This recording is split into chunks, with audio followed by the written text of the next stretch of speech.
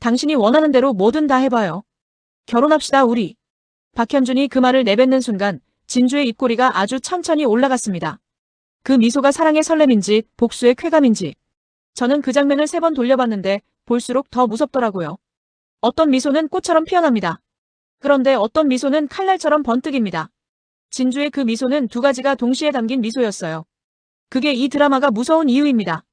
진짜 감정인지 계산된 감정인지 경계가 흐릿하고 그 흐릿함 속에서 인물도 흔들리고 보는 사람도 흔들립니다. 그리고 바로 그 다음 컷. 어둠 속 서재에서 박태호가 전화기를 들어올리며 중얼거립니다. 이제 하나는 정리됐군. 이 2장면을 붙여놓고 보면 이 드라마가 뭘 하려는 건지 선명하게 보입니다. 박태호는 한 명을 제거했다고 믿으며 안도하고 진주는 그 안도의 틈을 파고들며 웃고 있습니다. 한쪽은 이미 끝났다고 생각하고 다른 한쪽은 이제 시작이라고 생각하는 거예요. 그리고 이 2 생각이 충돌하는 지점이 바로 32회입니다. 둘이 지금 같은 시간에 완전히 다른 방향으로 방아쇠를 당기고 있습니다. 이 드라마 진짜 아무도 믿으면 안 됩니다. 등장인물도 믿으면 안 되고 제 분석도 너무 믿으면 안 됩니다. 왜냐면 이 드라마는 우리가 믿는 그 순간 판을 뒤집어 버리거든요. 잠시 시작하기 전에 구독과 좋아요 꼭 부탁드립니다. 여러분의 작은 클릭 하나가 더 좋은 리뷰를 만드는 힘이 됩니다. 이번 회차는 붉은 진주 전체 서사에서 복수의 판이 완전히 뒤집히는 순간입니다. 지금까지 진주가 판을 짜고 말을 놓고 상대의 반응을 기다리는 구도였다면 이번 회차부터는 판 위에 올라간 모든 말들이 동시에 움직이기 시작합니다. 체스에 비유하자면 지금까지는 진주가 혼자 판을 짜는 구도였어요. 어떤 말을 어디에 놓을지 계산하고 상대의 반응을 예측하고 그에 맞게 다음 수를 준비하는 흐름이었죠. 그런데 32회부터는 달라집니다. 상대도 움직이기 시작하고 제3자도 끼어들고 심지어 자기 편이라고 믿었던 말이 독자적으로 움직이기 시작합니다. 체스판이 갑자기 바둑판으로 바뀐 것 같은 느낌이랄까요? 변수가 폭발적으로 늘어나는 회차입니다. 그래서 32회가 왜 중요하냐? 이 회차가 어떻게 흘러가느냐에 따라 진주의 복수가 완성될 수도 있고 반대로 진주 자신이 무너질 수도 있는 분기점이기 때문입니다. 자, 그럼 32회 직전 상황부터 빠르게 정리하고 가겠습니다. 먼저 31회 엔딩에서 최윤아는 박태호가 조작한 차량 사고로 낭떠러지 아래 떨어졌습니다. 브레이크가 고장난 차. 그 차에 타게 된 건 진주가 보낸 문자 때문이었고요. 그러니까 표면적으로만 보면 진주가 윤아를 사고 현장으로 유인한 것처럼 보입니다. 하지만 실제로 브레이크를 조작한 건 박태호입니다. 이게 나중에 윤아와 진주의 관계에서 어떻게 작용하는지 이 포인트를 기억해 두셔야 합니다. 윤아는 기적적으로 살아났습니다. 하지만 온몸에 부상을 입은 채 눈을 떴고 처음에는 상황을 제대로 파악하지 못한 상태였습니다. 그리고 박현준. 현준은 클로이, 그러니까 백진주가 이미 이 세상 사람이 아닌 줄 알았는데 살아서 자신 앞에 나타나 결혼을 요구하고 있습니다. 충격이 가시기도 전에 수락을 해버렸고요. 이 수락이 얼마나 복잡한 심리에서 나온 건지는 뒤에서 자세히 다루겠습니다. 지금은 일단 현준이 수락했다는 사실만 확인하고 가겠습니다. 박태호는 자신의 치명적인 약점이 담긴 녹음 파일이 최윤아 손에 있다는 걸 압니다. 그리고 그 최윤아를 사고로 위장해 제거하려 했는데 살아남았습니다. 박태호 입장에서는 최악의 결과입니다. 제거에 실패했다는 것 자체가 자신이 먼저 손을 댔다는 증거가 되는 상황이니까요. 이 3가지 상황이 동시에 진행되면서 32회는 각 인물이 자기 패를 다시 정렬하는 회차가 됩니다. 흥미로운 건 이 3 상황이 서로 완전히 독립적이지 않다는 겁니다. 박태호의 윤아 제거 시도가 진주에게 기회를 만들고 진주의 결혼 수락이 박태호의 의심을 키우고 그 의심이 현준의 내적 갈등을 더 깊게 만드는 구조입니다. 모든 게 연결되어 있어요. 그 연결의 실을 따라가다 보면 어디서 끊어지는지 보이는데 그게 이 드라마의 핵심 폭탄입니다. 그리고 가장 조용한 곳에서 가장 위험한 패가 움직이기 시작합니다. 제임스 리입니다. 이 사람 얘기는 뒤에서 따로 깊게 다룰게요. 진짜 소름입니다. 저는 이번 회차를 보면서 제임스 리 장면에서 3번 멈췄거든요. 아무렇지 않은 표정인데 그 아무렇지 않음이 너무 계산적이에요. 먼저 이번 회차의 가장 큰 축 박현준과 진주의 약혼 발표부터 짚고 가겠습니다. 박현준은 클로이가 백진주라는 사실을 알게 된 직후 엄청난 혼란에 빠집니다. 당연하죠. 자신이 사랑한 사람이 사실은 아버지의 적이자 복수를 위해 자신에게 접근한 인물이었으니까요. 그런데 여기서 한 가지 짚고 가야 할 게 있습니다. 현준이 이 사실을 알게 된 게 이번 회차가 처음이 아닐 수 있다는 거예요. 물론 드라마는 32회에서 현준이 이 진실을 받아들이고 수락하는 장면을 보여주지만 그가 그 이전부터 뭔가를 의심하고 있었을 가능성이 있습니다. 31회에서 현준이 밤새 포금하고 클로이를 떠보는 듯한 언행을 보인 게 그냥 충동적인 행동이었을까요? 저는 그게 이미 진실을 어느 정도 감지한 상태에서 나온 행동일 수 있다고 봅니다. 감지는 했지만 확신하고 싶지 않았던 거예요. 그래서 진주 스스로 입을 열기를 기다렸던 건지도 모릅니다. 그리고 진주가 결혼을 제안하는 순간 현주는 더 이상 피할 수 없게 됩니다. 그런데 현주는 도망치지 않습니다. 오히려 진주를 향해 이렇게 말합니다. 당신이 원하는 대로 뭐든 다 해봐요. 결혼합시다 우리. 이 대사 표면만 보면 굴복처럼 보입니다. 하지만 저는 이게 굴복이 아니라고 봅니다. 현준이 이 대사를 뱉을 때의 눈빛을 기억하시나요? 슬픔이 깔려있긴 한데 무너진 눈빛이 아니에요. 무언가를 결심한 사람의 눈빛입니다. 현주는 지금 진주의 복수 계획 전부를 알진 못합니다. 그가 파악한 건 진주가 아태그룹의 결혼판에 들어가려 한다는 것뿐입니다. 그리고 그 목적을 막는 것보다 자신이 직접 그 판 안으로 들어가는 게 낫다고 판단한 거예요. 현준 입장에서 보면 이 수락은 일종의 선제적 포용입니다. 진주를 자기 곁에 묶어두면 최소한 그녀의 움직임을 통제할 수 있다고 판단한 거예요. 동시에 아직 자신이 진주를 완전히 포기하지 못했다는 감정적 신호이기도 하고요. 이건 복수극의 가장 고전적인 구도입니다. 이용하는 자와 이용당하는 자가 서로가 서로를 이용하고 있다는 걸 알면서도 손을 잡는 구도. 그리고 이 구도에서 항상 더 많이 다치는 건 먼저 감정이 개입된 쪽입니다. 현주는 지금 그 위험한 자리에 서 있습니다. 진주가 이용하려는 사람이지만 동시에 진주를 이용하려는 사람이기도 합니다. 그런데 현준 쪽의 감정이 더 깊이 개입되어 있어요. 그 감정의 무게가 결국 현준을 가장 취약한 인물로 만들 겁니다. 그리고 이 약혼 발표는 바로 아태그룹 내부에서 폭탄처럼 터집니다. 특히 박민준에게요. 박민준은 최유나와의 억지 결혼 상황에 놓여 있으면서 클로이, 즉 진주를 진심으로 지키려 했던 사람입니다. 그런데 진주의 복수 계획을 알게 된 이후 이용당하고 상처를 입었죠. 민준의 감정이 복잡한 건 배신감과 안도감이 동시에 있기 때문입니다.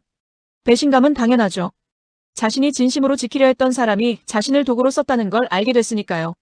그런데 동시에 클로이가 단순한 사기꾼이 아니라 아버지의 죽음을 복수하려는 사람이라는 걸 알게 됐을 때 민준 안에 있는 정의감이 흔들렸을 거예요. 복수의 이유가 정당하더라도 자신을 이용한 방식에 상처받은 사람. 민준이 앞으로 어떤 포지션을 취하느냐가 이 드라마의 중요한 변수 중 하나입니다. 이번 회차에서 민준은 약혼 소식을 듣고 아무 말도 하지 않습니다. 그냥 조용히 자리를 떴습니다. 그 침묵이 더 무섭더라고요. 분노는 폭발할 때보다 눌릴 때 더 위험합니다. 폭발하지 않는 분노는 어디로든 향합니다. 민준이 앞으로 어떤 선택을 할지 이 침묵이 힌트라고 생각합니다. 박민준이 어떤 선택을 하든 그 선택은 진주의 계획에 직접적인 영향을 미칩니다. 진주의 편에 선다면 계획이 가속화되고 반대편에 선다면 가장 가까운 곳에서 날아오는 칼이 됩니다. 그것도 진주가 한 번도 방어를 준비하지 않은 방향에서요. 한편 병원에서 눈을 뜬 최유나는 어떻게 움직이고 있을까요? 유나는 처음에 사고 직전에 받은 클로이의 문자 때문에 클로이를 의심했습니다. 당연한 반응이죠. 자신이 그 장소에 가게 된 계기가 클로이의 문자였으니까 처음에는 클로이가 자신을 그 자리로 유인한 거라고 생각했을 겁니다. 하지만 병상에서 찬찬히 생각하면 할수록 앞뒤가 맞지 않는 게 있어요. 클로이가 자신을 제거하려 했다면 굳이 차량 사고라는 방식을 쓸 필요가 없죠. 클로이의 복수 방식은 훨씬 더 정교하고 심리적인 방법이었습니다. 그런데 이 사고는 너무 직접적이고 너무 거칩니다. 이건 클로이 스타일이 아니에요. 이건 박태호 스타일입니다. 유나는 이 순간부터 상황을 다시 정렬합니다. 그리고 이 순간부터 유나는 완전히 달라집니다. 지금까지 유나는 아태그룹의 경영권을 탐하며 위험한 줄타기를 해온 인물입니다.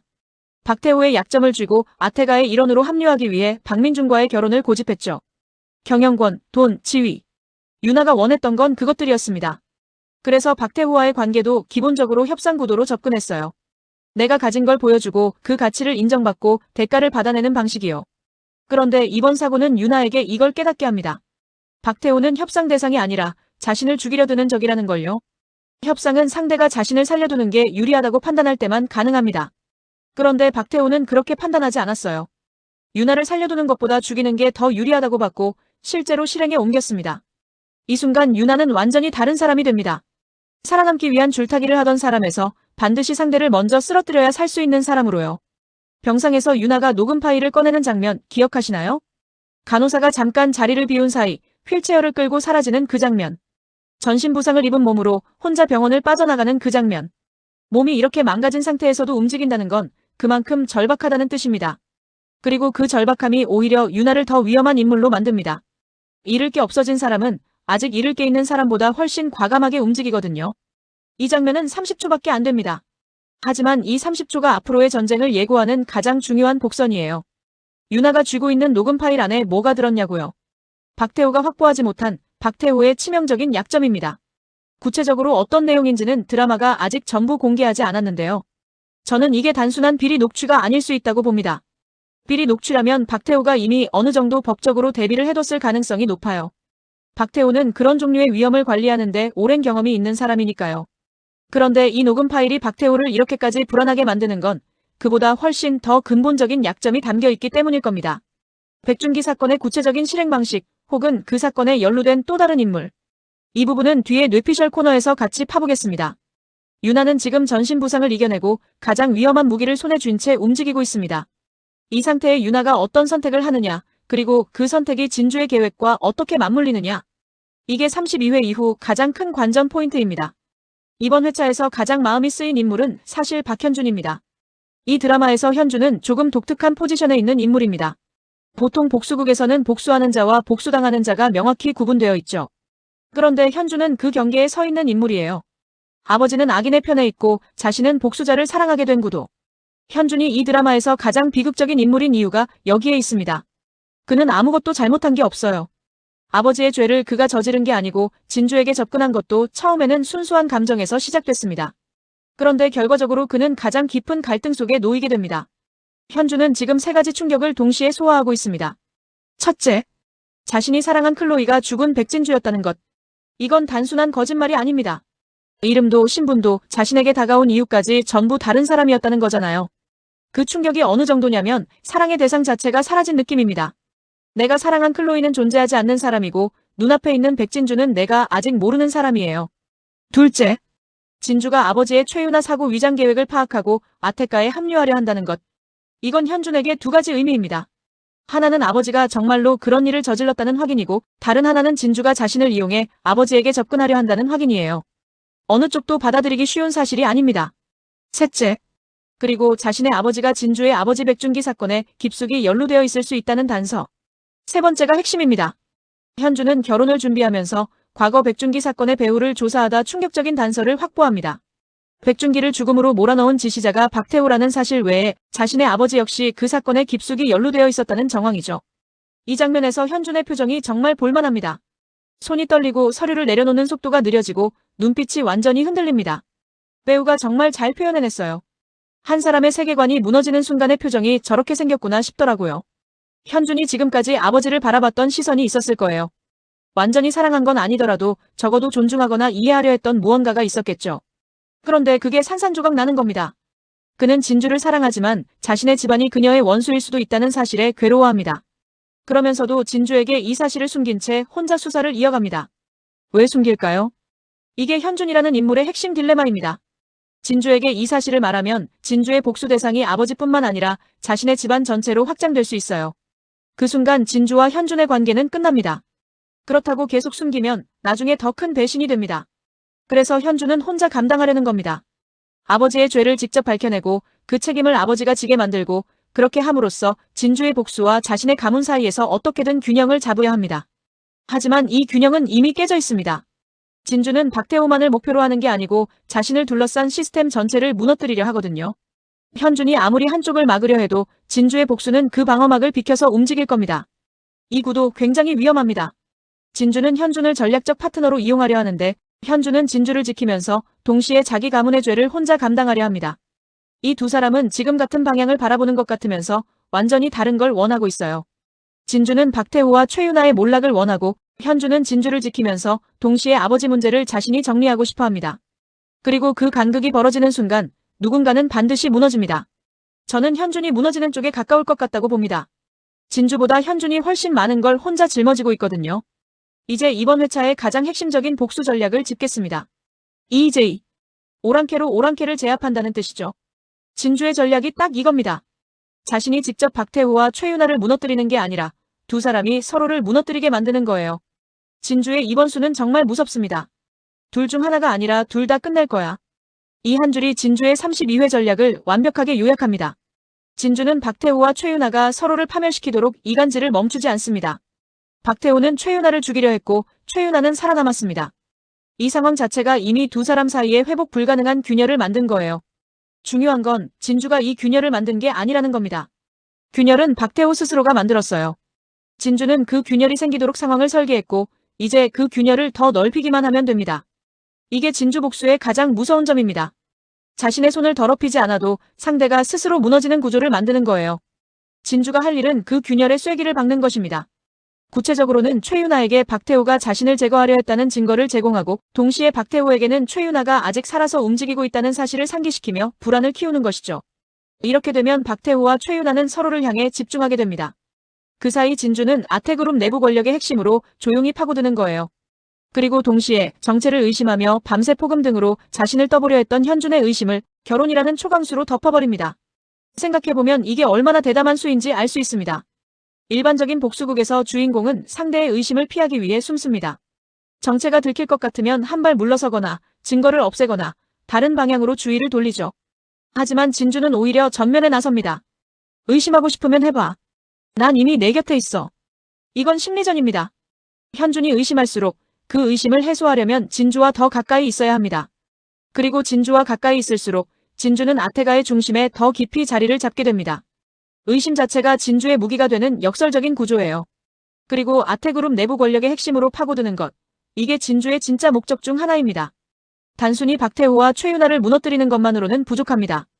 그 이후에 아테그룹이 어떻게 되느냐, 누구의 손에 들어가느냐. 그것까지 설계하는 게 진주의 복수입니다. 그런데 여기서 반드시 짚고 가야 할 게 있습니다. 진주가 현준을 완전히 이용의 대상으로만 보고 있느냐는 겁니다. 저는 이 부분을 확신하지 못하겠어요. 진주가 처음 이 복수 계획을 설계했을 때 현준은 그 계획의 도구 중 하나였을 겁니다. 아테가에 합류하기 위한 수단, 박태호 주변을 파악하기 위한 통로. 그 이상도 이하도 아니었겠죠. 그런데 사람 감정은 계획대로 움직이지 않습니다. 진주가 현준 옆에 있는 시간이 길어질수록 그 시간 안에 감정이 생기기 시작했을 거예요. 그게 계획을 방해할 정도의 감정인지 아니면 아직 통제 가능한 수준인지는 모르겠지만 이번 회차에서 현준이 결혼합시다라고 말하는 순간 진주의 눈이 딱 한순간 흔들립니다. 아주 잠깐이에요. 대부분 놓쳤을 수 있는데 그 미세한 흔들림이 이후 전개에서 굉장히 중요한 포인트가 될 수 있습니다. 계획대로 됐다는 안도의 흔들림인지 감정이 개입된 흔들림인지 그 두 가지를 구분하기 어렵게 표현한 배우의 연기가 정말 탁월했습니다. 복수를 위해 만든 관계가 복수하는 사람을 잡아당기기 시작할 때 이 드라마의 가장 위험하고 아름다운 순간이 거기서 나올 것 같습니다. 진주의 복수가 완성될수록 진주가 잃는 것도 함께 커집니다. 이 아이러니가 붉은 진주라는 드라마의 본질입니다. 붉은 진주. 아름답지만 피가 배어있는 것처럼 느껴지는 그 이름처럼요. 자, 이제 이번 회차에서 가장 소름 돋았던 부분입니다. 제임스 리. 이 캐릭터 처음부터 다시 짚어볼 필요가 있어요. 지금까지 제임스 리는 진주의 든든한 조력자처럼 보였습니다. 묵묵히 돕고 필요한 정보를 제공하고 뒤에서 받쳐주는 역할. 진주가 위기에 처할 때마다 나타나서 해결책을 제시하거나 필요한 자료를 건네는 인물이었죠. 시청자 입장에서 제임스 리는 그냥 믿을 수 있는 편이라고 생각하기 쉬웠어요. 진주 편이니까 안전한 인물이라고요. 그런데 이번 회차에서 그 수상한 행동이 수면 위로 드러납니다. 제임스 리는 진주 몰래 중요한 증거 일부를 따로 보관하고 있습니다. 그리고 진주의 계획과는 별개로 독자적인 움직임을 보입니다. 이게 왜 소름이냐면요. 조력자가 보조자료를 따로 보관하는 건 크게 이상한 일이 아닐 수 있어요. 혹시 모를 상황을 대비해서라는 설명이 가능하니까요. 하지만 제임스 리의 경우 단순히 백업을 해두는 게 아닙니다. 그가 따로 보관한 증거가 어떤 증거냐가 중요한데 그건 진주가 모르는 정보, 즉 진주가 감당하지 못할 수준의 비밀을 담고 있을 가능성이 높습니다. 그는 진주가 이기기를 바라면서도 진주가 감당하지 못할 30회 핵심 비밀을 쥐고 진주를 조종하려 합니다. 단순히 도와주는 조력자가 아닌 거예요. 제임스 리는 진주를 이용해 자신의 다른 목적을 달성하려는 또 다른 플레이어입니다. 이런 인물이 드라마 안에 있다는 게 정말 무섭습니다. 박태호처럼 대놓고 악한 인물은 경계하기가 쉬워요. 하지만 제임스 리처럼 아군인 척하면서 자신의 목적을 챙기는 인물은 경계가 훨씬 어렵습니다. 그리고 진주는 지금까지 제임스 리를 완전히 신뢰하고 있어요. 그 신뢰가 앞으로 진주의 가장 큰 약점이 될 수 있습니다. 그럼 제임스 리의 진짜 목적은 뭘까요? 드라마가 아직 전부 공개하지 않았지만 지금까지 흩어진 단서들을 모으면 이런 그림이 나옵니다. 제임스 리는 백준기 사건과 개인적으로 연결된 인물일 가능성이 높습니다. 단순히 진주를 도와주다가 알게 된 사건이 아니라 그 사건 이전부터 어떤 형태로든 연루되어 있었던 것 같아요. 그가 백준기와 어떤 관계였느냐에 따라 두 가지 방향이 가능합니다. 첫 번째 방향. 백준기와 같은 편이었던 사람. 이 경우라면 제임스 리의 목적은 박태호에 대한 복수이고 진주와 목적이 일치합니다. 다만 복수의 방식과 결과물을 자신이 통제하고 싶어 한다는 게 문제예요. 진주의 복수가 성공한 이후 그 결과물을 누가 가져가느냐의 문제가 남습니다. 두 번째 방향. 백준기 사건의 또 다른 관계자. 이 경우라면 제임스 리의 목적이 진주와 완전히 다를 수 있어요. 진주를 이용해 박태호를 약화시키고 그 혼란 속에서 자신의 이익을 챙기는 구도가 될 수 있습니다. 그리고 그가 쥔 30회 핵심 비밀은 진주가 복수에 성공하더라도 제임스 리가 그 결과물을 가져갈 수 있는 구조를 만드는 데 쓰일 거예요. 진주가 판을 짠다고 생각하지만 어쩌면 제임스 리가 그 판 위에 또 다른 판을 깔아두고 있는 상황입니다. 이 드라마를 보면서 가장 많이 드는 생각이 이겁니다. 이 드라마에서 순수하게 한 사람만을 위해 움직이는 인물이 단 한 명이라도 있을까요? 모두가 자신의 목적이 있고 모두가 누군가를 이용하고 있습니다. 그리고 그 이용의 구조가 겹겹이 쌓여 있어요. 이 구도가 확인되는 순간 이 드라마는 한 번 더 뒤집힙니다. 저는 33회나 34회쯤 그 반전이 터질 것 같다고 봅니다. 제임스 리가 직접 입을 열거나 아니면 누군가가 제임스 리의 비밀을 먼저 파내거나 그 순간 이 드라마의 판이 완전히 새로 짜입니다. 이제 이번 회차의 또 다른 축 박태호의 움직임을 봐야 합니다. 박태호라는 인물, 지금까지 이 드라마에서 완전한 악인처럼 그려져 왔습니다. 백준기 사건의 실질적인 지시자이자 아태그룹의 수장으로 모든 것을 통제해온 인물이죠. 그런데 이번 회차에서 박태호에게 처음으로 균열이 보입니다. 완벽하게 통제하던 상황이 하나씩 빠져나가기 시작하거든요. 32회에서 박태호는 최윤아가 살아있다는 소식에 분노합니다. 서재 어둠 속에서 전화를 거는 장면, 정말 인상적이었는데요. 이제 하나는 정리됐군. 이 대사가 31회 엔딩의 안도였다면 32회는 그 안도가 완전히 무너지는 회차입니다. 박태호가 이 대사를 했을 때의 표정, 기억하세요? 오랫동안 짊어진 무게를 잠깐 내려놓은 것 같은 진짜 안도하는 표정이었어요. 그게 32회에서 완전히 뒤집히는 순간의 충격이 더 크게 느껴집니다. 윤아가 살아있다는 건 박태호 입장에서는 두 가지 위기입니다. 첫째, 윤아가 가진 녹음 파일이 여전히 살아있다는 것. 이 녹음 파일은 박태호의 치명적인 약점을 담고 있고 이게 공개되는 순간 박태호는 법적으로도 사회적으로도 끝납니다. 둘째, 사고 위장으로 자신을 제거하려 했다는 걸 윤아가 이미 알고 있다는 것. 이제 윤아는 박태호와 협상하는 대신 박태호를 먼저 무너뜨리려 할 겁니다. 그리고 그 상황에서 녹음 파일은 단순한 협박 수단이 아니라 직접적인 공격 무기가 됩니다. 박태호는 이제 단순히 윤아를 압박하거나 협상하는 게 불가능한 상태입니다. 윤아는 이미 적이 됐고 언제 터질지 모르는 뇌관이 됐습니다. 그리고 그 뇌관을 건드리지 않으면서 처리하는 건 이제 거의 불가능에 가깝습니다. 그렇다면 박태호는 어떻게 움직일까요? 이번 회차에서 박태호가 가장 많이 시간을 투자하는 건 두 가지입니다. 하나는 윤아를 다시 처리할 방법을 찾는 것. 다른 하나는 클로이의 정체를 추적하는 것. 클로이에 대한 박태호의 의심은 사실 꽤 오래됐습니다.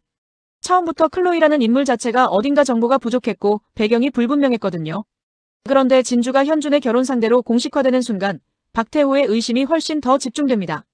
이번 회차에서 박태호가 클로이의 정체를 끊임없이 의심하며 추적하는 장면이 나옵니다. 그리고 서서히 클로이가 백준기와 연결된 인물일 수 있다는 방향으로 수사망을 좁혀가는 정황이 보입니다. 박태호는 자신이 과거에 처리한 사람들의 목록을 기억하고 있을 거예요. 그리고 그 목록 중에 백준기가 있고 백준기에게 딸이 있었다는 것도 알고 있을 겁니다. 클로이의 나이, 외모, 나타난 시점. 이 조각들을 맞추기 시작한다면 답은 빨리 나올 수 있습니다. 박태호가 먼저 진주의 정체를 파악해버리면 이 판은 완전히 달라집니다. 진주의 복수 계획이 완성되기 전에 박태호가 선제타를 날릴 수 있거든요. 그리고 박태호는 그 분야에서 이미 한 번 성공한 사람입니다. 백준기 사건에서요. 상대를 제거하는 것, 증거를 없애는 것, 자신에게 불리한 상황을 뒤집는 것. 이 모든 걸 경험으로 알고 있는 사람이 박태호입니다. 시간이 진주의 편이 아닐 수 있습니다. 이 드라마의 긴장감이 여기서 나옵니다. 그리고 여기서 한 가지 더. 박태호는 왜 진주의 복수 계획을 알고도 막지 못하고 있을까요? 이 질문의 답은 간단합니다. 진주의 계획이 너무 촘촘하게 짜여 있기 때문이에요. 어느 한 지점을 공격하면 다른 지점에서 반격이 들어오는 구조입니다. 윤아를 제거하려 하면 녹음 파일이 위협이 되고 클로이의 정체를 파내려 하면 현준이 방패가 되고 박태호 입장에서 모든 전선이 동시에 열려있는 상황입니다. 그리고 그 모든 전선을 혼자 막는 건 아무리 박태호라도 불가능합니다.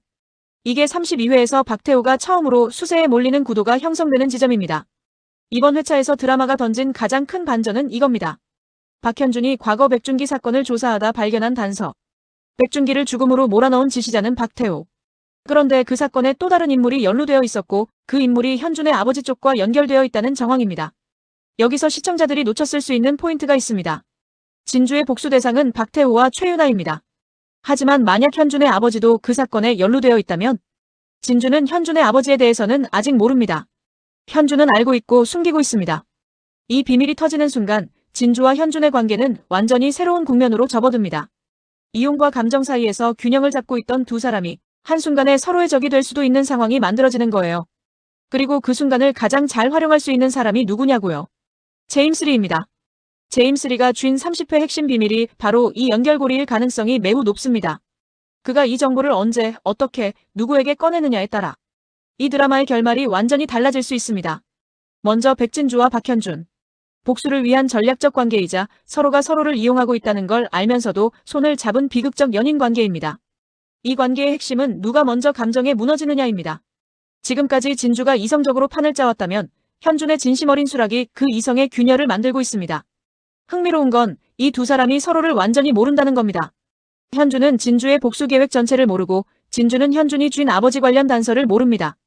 서로가 서로에게 비밀을 숨기면서 가장 가까운 자리에 있는 관계. 이게 이 두 사람의 비극입니다. 이 비밀이 동시에 터지는 순간 두 사람의 관계는 어떻게 될까요? 진주가 현준 아버지도 복수 대상이라는 걸 알게 되고 현준이 진주의 복수 계획 전체를 알게 되는 순간. 그 순간이 이 드라마에서 가장 폭발적인 장면이 될 겁니다. 다음은 박태호와 최윤아. 서로의 약점을 쥐고 죽이려 드는 적대적 공생관계입니다. 31회까지는 최윤아가 한 수 아래였다면 32회부터는 살아남은 윤아가 본격적인 반격을 준비하고 있습니다. 이 두 사람의 관계는 사실 처음부터 지속 불가능했습니다. 서로의 약점을 쥐고 있는 관계는 어느 순간 한쪽이 먼저 공격을 선택할 수밖에 없거든요. 그리고 박태호가 먼저 공격했습니다. 사고로 위장해서. 이제 윤아의 차례입니다. 이 두 사람의 싸움은 진주에게 최고의 기회이자 가장 큰 변수입니다. 기회인 이유는 두 사람이 서로 싸우는 동안 진주가 조용히 움직일 수 있기 때문이고, 변수인 이유는 이 싸움이 예상치 못한 방향으로 흘러가면 진주의 계획에도 영향을 미치기 때문입니다. 백진주와 박태호 최윤아의 관계. 아버지를 죽인 원수를 향한 일방적 복수와 이를 막으려는 방어의 구도입니다. 그런데 이 구도에서 중요한 건 진주가 지금 방어 쪽의 인물인 현준과 손을 잡았다는 역설입니다. 그리고 이 모든 관계도의 중심에 제임스 리가 있습니다. 그는 누구의 편도 아닙니다. 자신의 편입니다. 제임스 리가 언제 자신의 패를 꺼낼지, 그리고 그 패가 어떤 방향을 향할지. 이게 이 드라마의 가장 중요한 미결 변수입니다. 마지막으로 이 드라마 전체를 관통하는 구조 하나를 짚고 싶습니다. 붉은 진주에서 모든 인물은 누군가를 사랑합니다. 그리고 그 사랑 때문에 가장 위험한 선택을 합니다. 진주는 아버지를 사랑하기 때문에 복수를 선택했고, 현주는 진주를 사랑하기 때문에 아버지의 죄를 혼자 감당하려 합니다. 윤아는 자신의 미래를 사랑하기 때문에 위험한 줄타기를 해왔고, 민주는 진주를 사랑했기 때문에 상처를 입었습니다. 심지어 박태호도 자신이 쌓아온 권력을 사랑하기 때문에 모든 걸 걸고 지키려 하죠. 사랑이 없다면 이 드라마에 어떤 갈등도 존재하지 않습니다. 역설적으로 사랑이 이 드라마의 모든 비극을 만들어내고 있어요. 붉은 진주. 이 드라마의 제목이 더 의미있게 느껴지는 대목입니다. 자, 이제 제 뇌피셜입니다. 틀려도 책임은 못 집니다. 그냥 같이 즐겨주세요. 그리고 혹시 맞추면 댓글로 알려주세요. 저 되게 기뻐합니다. 첫 번째 뇌피셜. 최윤아가 녹음 파일을 직접 공개하지 않는다. 윤아는 영리한 사람입니다. 녹음 파일을 직접 공개하는 순간 자신도 위험에 노출됩니다. 왜냐면 그 파일에는 윤아 자신이 박태호와 어떤 협상을 했는지의 내용도 담겨 있을 수 있거든요. 즉 파일을 공개하면 박태호도 무너지지만 윤아도 온전하지 못할 가능성이 있어요. 그래서 저는 윤아가 녹음 파일을 진주에게 건네는 방향으로 갈 것 같다고 봅니다. 내가 가진 걸 줄 테니 나를 살려줘. 이런 협상 구도요.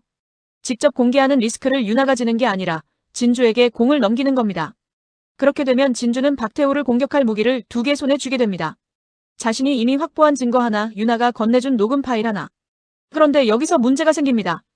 이 협력이 나중에 또 다른 배신의 씨앗이 됩니다. 윤아는 그냥 넘어갈 사람이 아니니까요. 박태호가 무너진 이후에도 윤아는 아태그룹 경영권에 대한 욕심을 버리지 않을 거예요. 그 순간 진주와 윤아는 다시 맞서게 됩니다.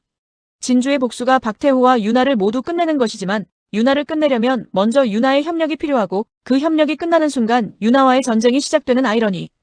이게 현실적으로 가장 가능성 높은 전개라고 봅니다. 두 번째 뇌피셜. 김단희가 생각보다 훨씬 큰 역할을 한다. 김단희는 아태그룹 내부의 권력 싸움을 감지하고 박태호 회장과 클로이의 정체를 조사하기 시작했습니다. 이 인물이 드라마에서 지금까지 비중이 크지 않았던 이유가 있다고 봐요. 결정적인 순간에 등장하기 위해서입니다. 드라마에서 조연 인물이 갑자기 비중이 커지는 건 결말에 중요한 역할을 담당하게 된다는 신호거든요. 저는 이 인물이 결말 부근에서 결정적인 한 방을 가져오는 인물이 될 것 같습니다. 왜냐면 드라마에서 외부의 시선, 즉 아태가와 관계없는 제3자의 폭로가 가장 파괴력이 크거든요.